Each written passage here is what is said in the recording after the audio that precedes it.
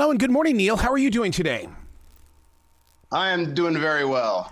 Dude, I'm very excited to talk with you because I've been a daily writer for 30 years. And when you do something like this twist in your book with somebody reads her journal and then they write a note back, I am still struggling with that because I always wonder what would happen if somebody had written back to me. I'm hoping it's a future self writing back to me. But my God, are you a journal writer to where you would be violated in a way, or is it a violation? Well, it begins as one. I mean, in Break to You, the character of Adriana writes in a journal, and she's incarcerated. You know, she's in a juvenile detention center, and she accidentally leaves her journal in a library, in the detention center. And when she comes back to find it, a boy has written in it, written about all her deepest personal thoughts. So at first she feels violated. She has no way to contact him because in the detention center, boys and girls are kept completely separate.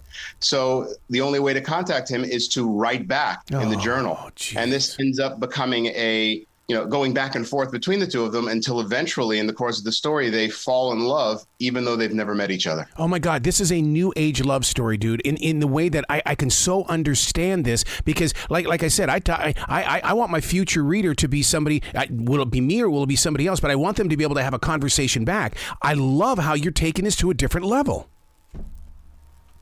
Well, we wrote this. My collaborators, Michelle Nolden and Deborah Young, and I wrote this, started it during the pandemic. So that whole sense of isolation and sort of being out of touch and trying to connect with people was very much on our minds when we were writing it. Isn't this the active theater of the mind? Because if they've never met each other and their words are the only thing that are presented, I mean, you've got to figure out what the pitch, volume, and tone is of that expression.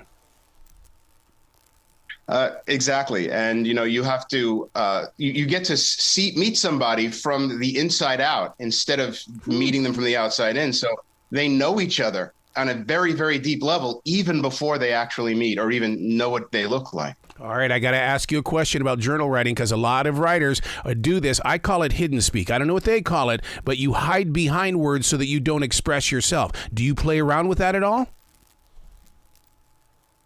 I try not to hide behind words. I try to put myself out there with words. And that's kind of what Break to You is about, is, using your words to express who you are as a human being. See, and what's great about this is that you planting this right now, right here at the beginning of summer, this is going to start new relationships in the way that I want people who are journaling to believe that what they're writing, that could actually be somebody else's source of information as well as food for their heart. Yes. I mean, there are memoirs that began as journals. And, when you put yourself out there in your writing, and take your deepest thoughts and put them into a journal, it helps you understand yourself and can help others understand you as well. The characters in Break to You are kids who are isolated and shielded. I mean, they are behind their own personal walls. And so expressing themselves is difficult. So being able to express themselves through a journal is a powerful thing. I'm not going to lie to you. I want, because I am a journal writer, I want to be able to take my hands and feel the depth of how much she put into that page, because I believe that the connection between a pen or a pencil into paper is so deep. And that's why I really, really got into Jon's character. How did you develop him? And when you got into his imagination once he discovered this journal, oh my God. Oh, thank you. Jon was a really interesting character to write, and my co-writer Michelle started that character, and then the three of us worked on him together. But the fact is, he is a kid who doesn't wear his heart on his sleeve. He is a kid who is incarcerated. We don't know why, but the other kids are afraid of him. So he seems like this hard kid, but deep down, he has such an inner life, and that inner life is expressed through the journal in Break to You. The juvenile detention center. I mean, we've all heard those nightmares and we've all heard those stories because we think we know somebody who's been there. But I love the way that you bring people together during these times of darkness, that it's dark, but maybe not. Well, it's a difficult place to be, and it's dark and it's isolating, and it can be dehumanizing.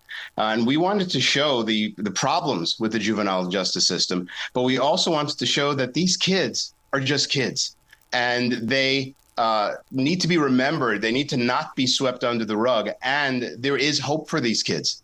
I mean, just because they are in detention does not mean that their life is forfeit, and we have to remember that. And part of the story in Break to You is reminding readers of the humanity of the kids who are incarcerated. And there's nothing wrong with keeping a journal. See, I leave my journals out now. I don't care if anybody reads it, but it took me years to be able to get to that level. You know, you're saying it anyway. Just put it on a page and let somebody find it.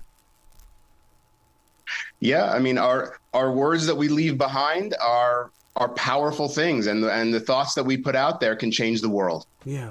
Were you thinking of a soundtrack at all when you were doing this? Because I mean, all the way through this, I'm going, this would be a good binge watch. This would be a good binge watch. Oh my God, he's got to be thinking of music too.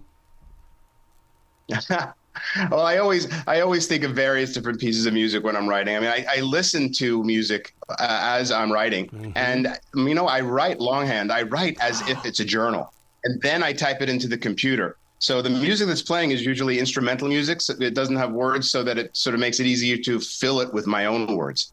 All right, Neal, one writer to another writer. Every time I write a book, I buy a brand new Mont Blanc. Do you do the same, something like this? I get a Lamy fountain pen. That's okay. That's acceptable. I love writing with a fountain pen. Oh, my. Do you dip or do you fill up the bladder? No, it's cartridge. It's a cartridge pen. And, you know, when I was writing Break to You, I would change colors depending on the character that I was working on. Oh my God. See, this is the kind of stuff that listeners need to understand when it comes to writing, that it is a toy. It is fun to do, and it does affect a reader's emotions, but you got to understand what the writer is going through as well. Yeah, I mean, the writer is the intermediary between the world of the characters and the world of the reader. And so, you know, the writer is always present in the telling of the story and in the writing of it. Well, you are a craftsman when it comes to sharing stories. Where can people go to find out more about you, Neal, so they can find out everything that you've been doing and jump on your path? Well, I'm on all social media at Neal Shusterman, or my website, storyman.com. So I'm all over. I'm easy to find. Well, thank you for writing this story, because it really does break free a lot of things about, you know, the fear of writing a journal. There should be no fear. It's a conversation. Absolutely. Well, you be brilliant today, okay, Neal? I will do my best. Thank you very much.